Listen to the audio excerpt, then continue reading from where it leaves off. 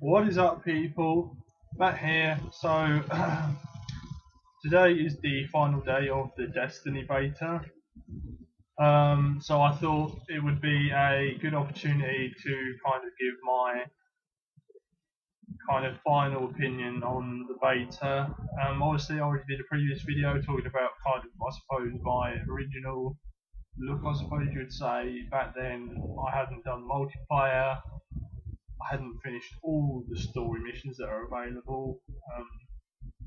Obviously, I have still had reached the level capacity or cap and played it for a number of hours. So, has my opinion changed of the beta? Yes and no. Some things I think I still feel the same about, and some things have slightly changed. So let's start off with the kind of co-op campaign story side of it. So I finished all the missions that were available. Yesterday they did unlock kind of one additional mission on a separate kind of scene, the moon, and it seems that it's another lead up to a big kind of story scenario. However, obviously we're not going to get to play that during the beta or however you pronounce it, which is a shame. But as people have pointed out to me, it is a beta. This isn't the full game.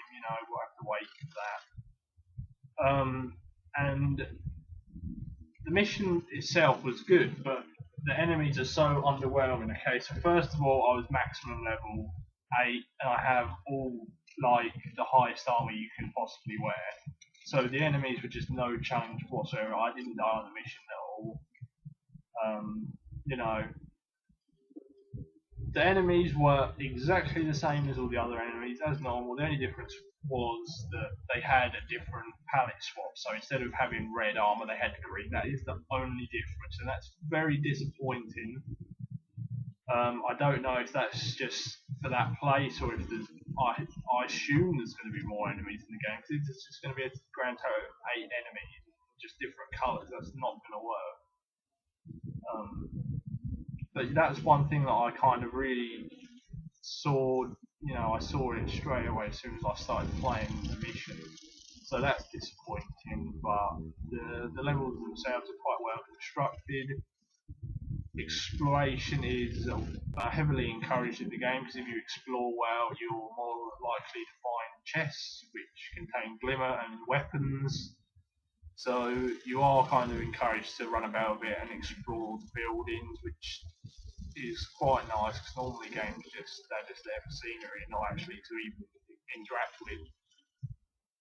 But yeah, the campaign, I've had the kind of my expectations for the campaign are a bit high. I'm a bit happier, but I'm still not convinced that the campaign is really going to be the selling point of the game.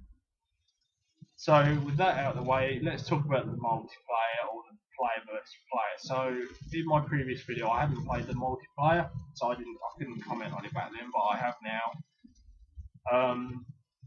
Let's get this out of the way straight away. The balancing issue is there's a big balancing issue because you take your single player guns online. Handguns are completely useless online because they're so slow. You just can't use a handgun. Most people seem to be using the kind of auto rifle. Some people are using charged up, I think they're called pulse rifle or fusion rifle. But there is a big balancing issue with the game as in terms of the multiplayer because some people are just completely one-shotting people all the time and others aren't killing anybody at all. Whether they're going to be able to fix that, I don't know.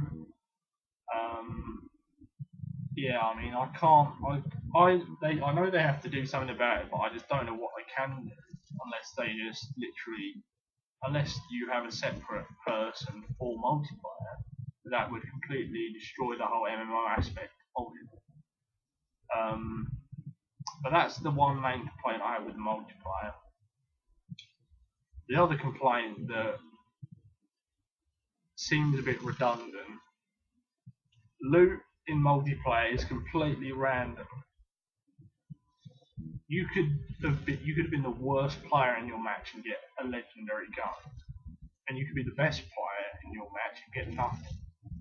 Personally, I don't agree with that. I think that rewards should be on a performance basis. You should play well, you get good stuff. If you don't play very well, you don't get good stuff.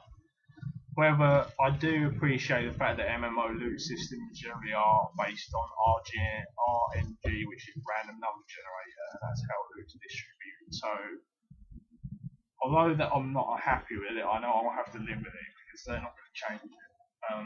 But that is another complaint I have with it. Now, in terms of the positivities or positive sides of multiplayer, it's very much a Halo-esque multiplayer. It's got the feel of a Halo spiritual successor in terms of the multiplayer.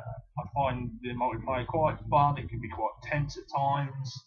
There's a couple of matches where we won by literal one. We won by like 30 points, which is like one flag or whatever you'd call it. But yeah, it was really tense. I think there's a good balance. There's a good balance of players. You know, I don't think there was never many people that were tens of kills out in the front, and there were never anybody with like. There were never many people that just weren't pulling that weight. The maps themselves, the multiplayer maps are quite fun. There's some tunnels and open areas, big buildings. You know, all the usual map stuff that you expect. There's vehicles on some maps, and they are a huge problem. They're extremely overpowered. That's a problem that I think they will need to fix because there's kind of two combat orientated vehicles, and then the turret. The turret's obviously stationary, and it just completely destroys vehicles. But the vehicles themselves there's one vehicle that's reminiscent of the name escapes me, the chopper I think, yeah, the chopper from Halo, the Brood chopper. It's fat at the front and it's narrow at the back, and you sit in it and it's got cannons at the front and they shoot out, and now it's quite overpowered. You can kill normal players in like two shots with it. The blast radius is quite high, so you can shoot the buildings and kill people just doing that. So I think they need to do something about them. There's another combat vehicle that I never actually got in it, but I think it was kind of a more machine gun orientated vehicle. Basically, it was kind of just like a machine gun strapped to the Sparrow. That's all it was, really. Nothing special. Really. The vehicles I think are overpowered, and I know they're meant to be stronger than just being on your foot, but at the same time, some people were just getting like a 10 killing spree just because they got in the vehicle, myself included. So I think they need to definitely nerf the vehicles, or at least make it so they're not so ridiculously kind of, they don't disrupt the game too much. Obviously you can shoot people out of the vehicles, so I suppose in a way that is kind of a counter to the vehicles.